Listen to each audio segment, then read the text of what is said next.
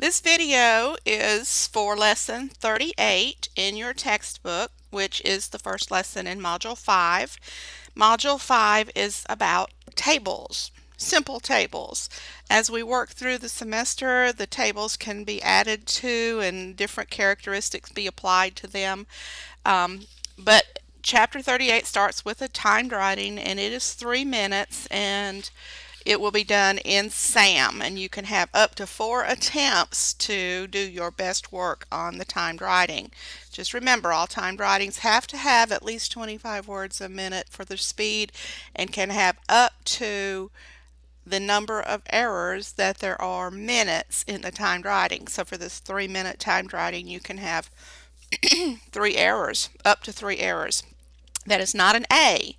Every error has points deducted for it. So the fewer the errors that you make, the higher your grade will be. Now, tables in Microsoft Word are used to organize text and numbers and even graphics into an organization that's easier to read and interpret. And I'm going to go into Microsoft Word 2016 and show you how to create a table. There are several ways to do it. Let me get a blank document here. All of the defaults are set correctly for my version of Office 2016. The default line spacing for your Word documents is 1.08, but Microsoft Word's line spacing for tables is 1.0, and it does that automatically. You do not have to make any changes to your default settings for your tables. All right, to create a table, I'm going to do this first before I tell you about the different parts of the table so you can see how this table appears on the page. You're going to insert a table on the paper that's on your screen. So we're going to go to the Insert tab, and we're going to see the Table button right here, the second one from the left on the Insert tab ribbon. I'm going to drop down the list of choices for creating a table, and there's several here. The 2 top ones are probably the primary way to create a table. It depends on the size of the table and your personal preference. You can create a table by using this grid, and you can see that every column is indicated by a red or orange square here, and now when I come down, every row is also indicated by a red or orangey square. So right now I have created a 5-column 4-row table, and it does put itself on the page as you're dragging through the grid. I like to create a table with the Insert Table choice, which is the second option on this drop down, mainly because it gives me more control. I don't have to worry about my mouse slipping into another area of the grid. And if you'll notice, this grid is only a 10 by 8, 10 columns and 8 rows. And if you have more rows than that, it's easy to add rows, but this is just a kind of a limitation on how large your table can be if you want to create it with the grid.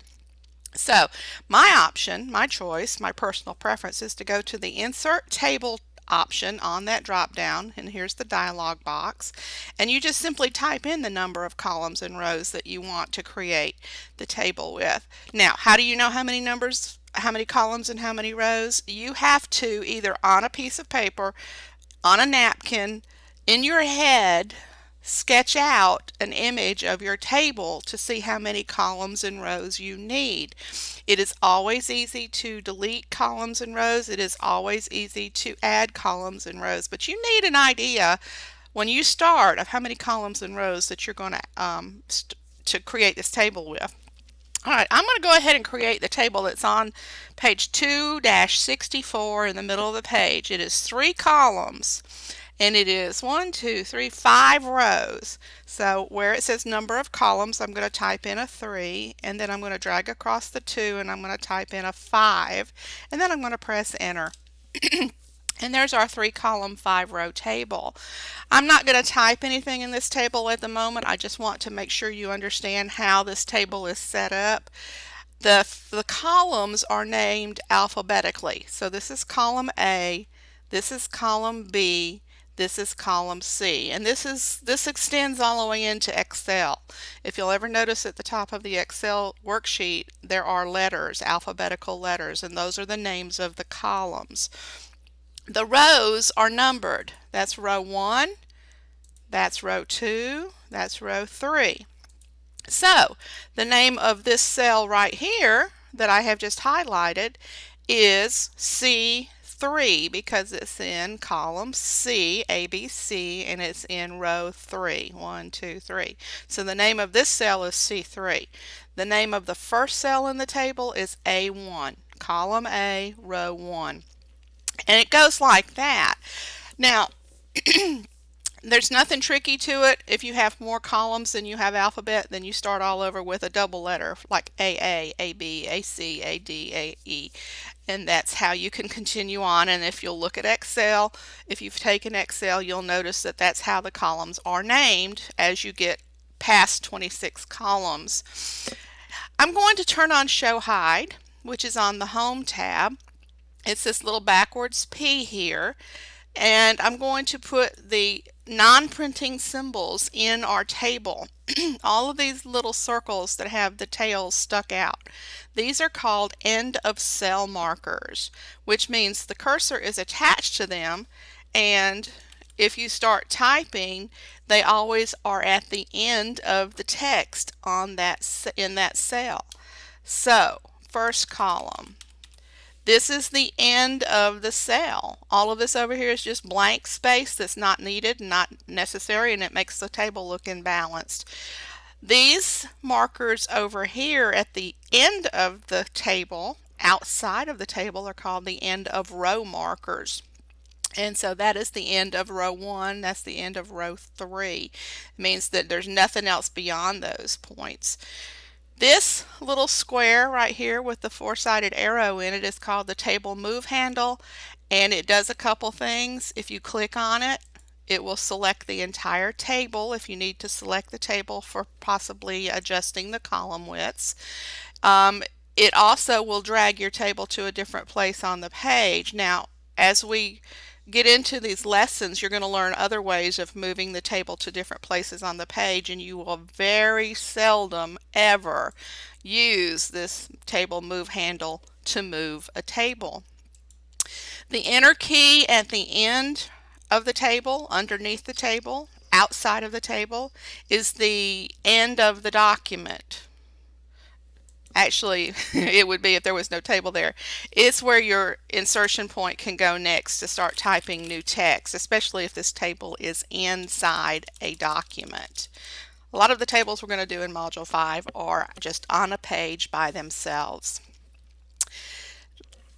The sizing handle, if you put your cursor on the table, anywhere on the table, or if you click in the table, this little square appears, and it is the sizing handle. And you remember sizing handles from graphics.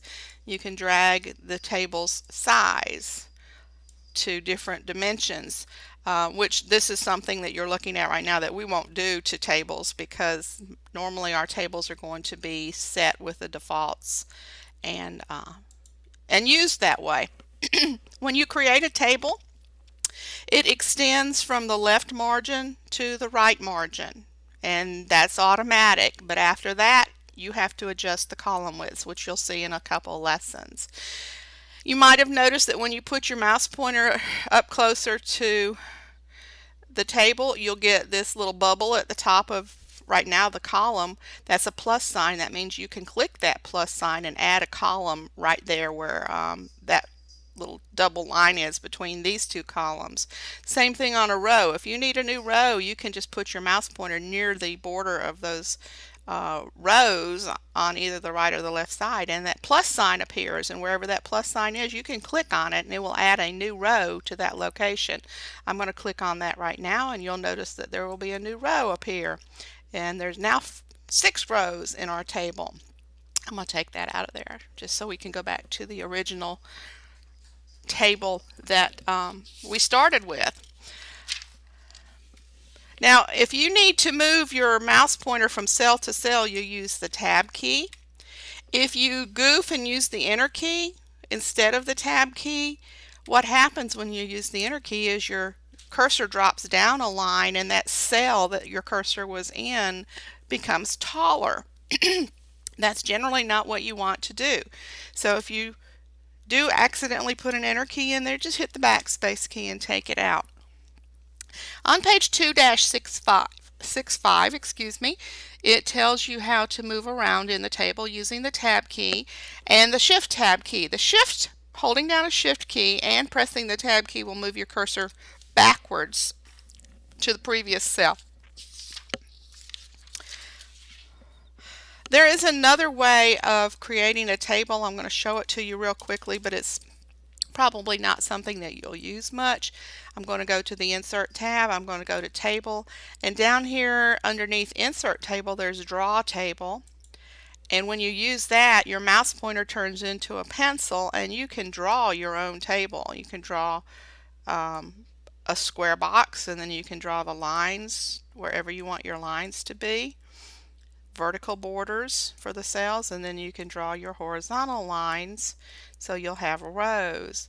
And this might work for some situations that you're doing personally, but in our documents in the class, always use either the grid that's offered to you on the Insert Table drop down, this grid, or use Insert Table, because it will give you the correct size of columns and rows. This draw table is kind of cute, and it's another way to do things, but it's not the format that the business tables are to use in our class, or even in a business document out there in real life. Now, a quick way I'm going to show you to delete what we've just done here is to click in the table anywhere at all, or select the table with the table move handle and come up here to the Table Tools tab and go to the Layout tab and click on Delete. And then you'll get options. You can delete the whole table, or the row that your cursor is in, or the column that your cursor is in, or the cell. I'm going to delete the whole table, so I'm going to click on it, and now that table is gone. And that particular tab set up here does not appear unless your cursor is in the table. As soon as I clicked in the table, here are the Table Tools tabs. If I come out of the table, they go away. Alright, in lesson 38 you have some drills and you have some exercises to create tables. Most of the time the tables are not going to look like they do in the book, but from the get-go just read and follow the instructions. Don't try and add anything. Don't try and read anything into the instructions. Just do what you're told. Save every document that you do on your flash drive, and the book does still give you the file names to use to save each of these documents. So refer to your lesson plan sheet in the weekly lessons folder in Blackboard, and just make sure you do your best work.